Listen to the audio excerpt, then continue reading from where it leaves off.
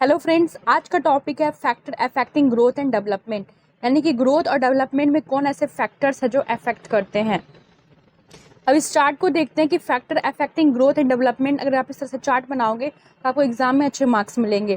तो इसको 3 भाग में क्लासिफिकेशन किया गया है, हेरिडेटरी, इन्वायरमेंट और अदर फैक्टर्स में।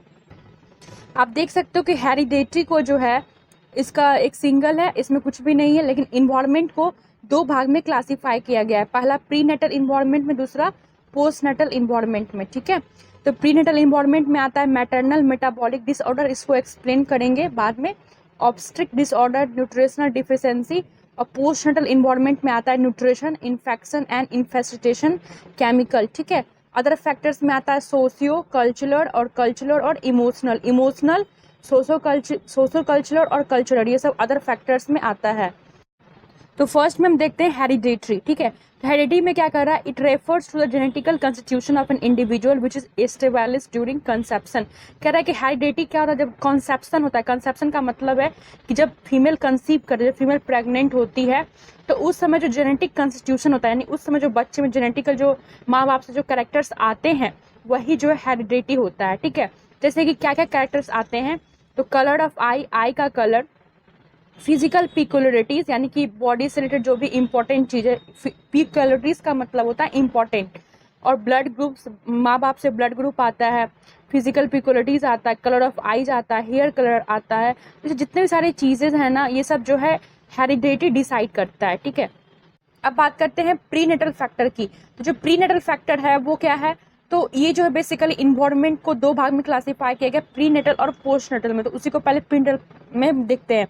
कह रहा है कि intra यूटेरिन environment is a important predominant factor of growth and development. यानी कि ग्रोथ एंड डेवलपमेंट का जो सबसे इंपॉर्टेंट, प्रीडोमिनेंट का मतलब होता है इंपॉर्टेंट, ठीक है, मोस्ट इंपॉर्टेंट जो फैक्टर है कहीं ना कहीं इंट्रा यूटेरिन इन्वायरमेंट है। यस, यानी कि यूट्रस के अंदर कैसा इन्वायरमेंट है वो बहुत ज़्यादा इंपॉर्टेंट करती है, क्योंकि वो क्या करती है कि various condition influence the foetal growth in utero, मतलब यूट्रस में कई सारे फीटल का ग्रोथ को जो है अफेक्ट होता है किस चीज़ से, इंट्रा यूटेरिन इन्वायरमेंट से। ठीक है, अगर इंट्रा यूटेरिन इन्वायरमेंट खराब होगा तो फीटल का जो ग्रोथ है वो भी खराब हो जाए।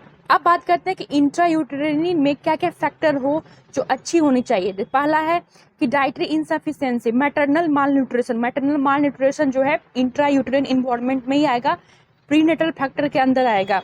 ये पहला है कि dietary insufficiency in animal leads to intra uterine growth retardation.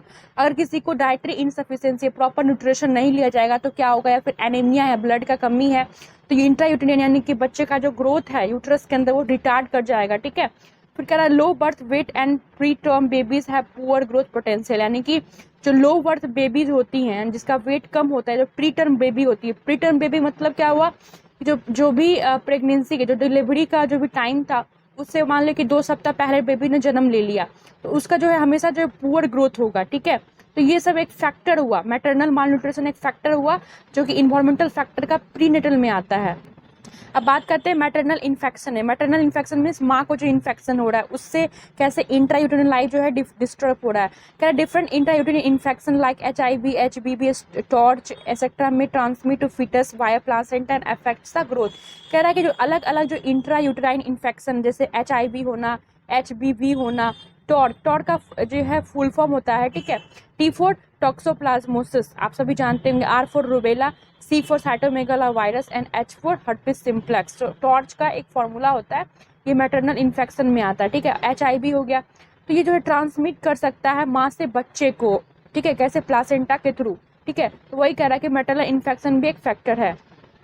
अब कह रहा है मैटरनल सबस्टांस एब्यूज। मान लीजिए कि माँ ने कोई सबस्टांस का एब्यूज कर रही है, इनटेक ऑफ टेट्राजोनिक ड्रग्स, ऐसे ड्रग्स ले रही जिसका टेट्राजोनिक इफेक्ट यानी कि जो बच्चे को अफेक्ट कर रहा है। ठीक है, सेफेनाइटोन, ये ड्रग्स जो है ये टेट्राजोनिक ड्रग्स हैं। By the pregnant women in the first trimester effect. कह रहा है कि अगर प्रेग्नेंट वुमेन इस दवा को लेती हैं, कोई भी टेट्राजोनिक ड्रग्स को लेती है या फिर कोई सबस्टांस को एब्यूज करे, टोबैको चबाती है, कुछ भी होता है, तो इससे क्या होगा ना कि इंट्रा यूटेरिन जो है अफेक्ट करेगा। अब बात करते हैं पोस्ट नटल फैक्टर, यानी कि पोस्ट नटल का मतलब क्या होगा, डिलीवरी के बाद का जो पीरियड होता है उसको कहते हैं पोस्ट नटल फैक्टर। तो कैसा इन्वायरमेंट होगा, इन्वायरमेंट का ही पार्ट है ये। तो post natal factor means the post natal environment which influence growth and development are as follow. कह रहा है कि पोस्ट नटल फैक्टर मतलब क्या हुआ कि पोस्ट नटल इन्वायरमेंट, ठीक है। तो यानी पोस्ट नटल इन्वायरमेंट करने का मतलब जन्म के बाद जो है वो कैसे ग्रोथ एंड डेवलपमेंट को इन्फ्लुएंस कर रहा है। देखिए न्यूट्रिशन, अब न्यूट्रिशन जो है एक पोस्ट नटल फैक्टर है, कैसे वो देखते हैं। Adequate food intake help the child in body building energy. अगर बच्चा का डिलीवरी हुआ, अगर बच्चा प्रॉपर से अच्छे से इंटेक कर रहा है फूड का, तो उसकी एनर्जी उसका जो बॉडी बिल्डिंग होगा, है ना, बॉडी उसकी अच्छे से बनेगी, सब कुछ हेल्थ अच्छा रहेगा। एडिक्वेट फूड इंटेक भी कहीं ना कहीं ग्रोथ एंड डेवलपमेंट को अफेक्ट करता है ना। The nutritional requirements during growth period depends upon age और सेक्स। कह रहा है कि एज और सेक्स पर डिपेंड करता है कि न्यूट्रिशन का रिक्वायरमेंट कितना है। ऑफकोर्स जब हम छोटे होते हैं तो हम कम खाना खाते, जब हम बड़े होते, जो ज़्यादा खाना खाते हैं तो फिजिकल एक्टिविटी ज़्यादा करने लगते हैं तो फिर ज़्यादा भूख लगती है, तो वही कह रहा है। अब बात करते हैं चाइल्डहुड इलनेस की। कह रहा है कि chronic childhood disease of heart, congenital heart disease, rheumatic heart disease, chest tuberculosis, asthma. कह रहा है कि बच्चों में जो भी बीमारियां होती हैं, ठीक, बच्चा ने जन्म लिया उसमें कुछ बीमारियां हो गई, तो वो क्या कर रहा है, वो उस इन्वायरमेंट के कारण जो है उनका जो वो पोस्ट नटल फैक्टर यानी कि डिलीवरी के बाद अगर उन्हें कोई भी बीमारी हुई तो वो उनके ग्रोथ एंड डेवलपमेंट को क्या करेगा, अफेक्ट करेगा। जैसे कौन कौन सी बीमारी, कंजेनाइटल हार्ट, बच्चे में कंजेनाइटल का मतलब होता है बाय बर्थ, जन्म से ही उसे कोई हार्ट की बीमारी है, रोमेटिक हार्ट डिजीज है जिसमें कि फीवर आता है, चेस्ट वाला हो गया, जैसे कि ट्यूबरक्लोसिस हो गया, टीबी हो गया, अस्थमा हो गया, है ना। तो ये सब जो है बच्चे के ग्रोथ एंड डेवलपमेंट को क्या करती है, अफेक्ट करती है। अब बात करते हैं फिजिकल इन्वायरमेंट की। फिजिकल इन्वायरमेंट का मतलब जो आसपास जो चीज़ें हैं, जैसे कि हाउसिंग कैसा है, मतलब जहाँ पे रह रहे हैं वो घर कैसा है, लिविंग कंडीशन, रहने का तरीका कैसा है, मतलब हाइजेनिक है या नहीं है, ठीक है। सेफ्टी मेजर्स, मतलब कि वहाँ पे आसपास में प्रॉपर ड्रेनेज तो है ना, ऐसा तो नहीं है कि गार्बेज ऐसे कूड़ा वगैरह ऐसे फेंक दिया जाता है। अफेक्ट ग्रोथ एंड डेवलपमेंट, ये ग्रोथ एंड डेवलपमेंट को अफेक्ट करती है। अब देखते हैं अदर फैक्टर में सोशियो इकोनॉमिक कंडीशन। क्या कह रहा है, सामाजिक और आर्थिक विकास।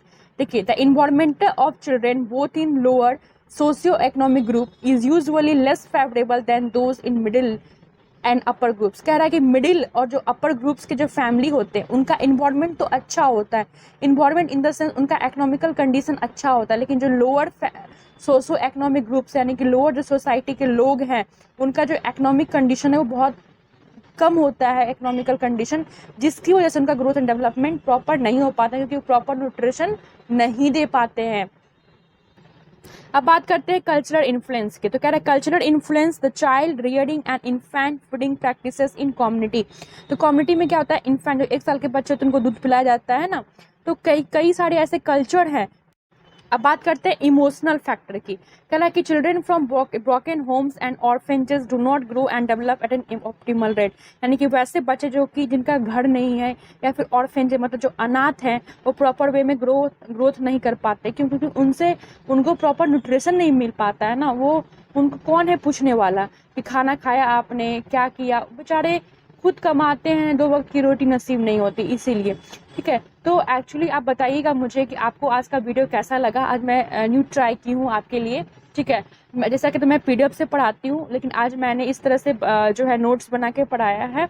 तो आप बताइए कि आपको कौन सी पढ़ाने का वे अच्छा लगा है, और ज़रूर सब्सक्राइब कीजिएगा। आप लोग से वीडियो को देख के चले आते हैं, सब्सक्राइब नहीं करते। Thank you so much guys.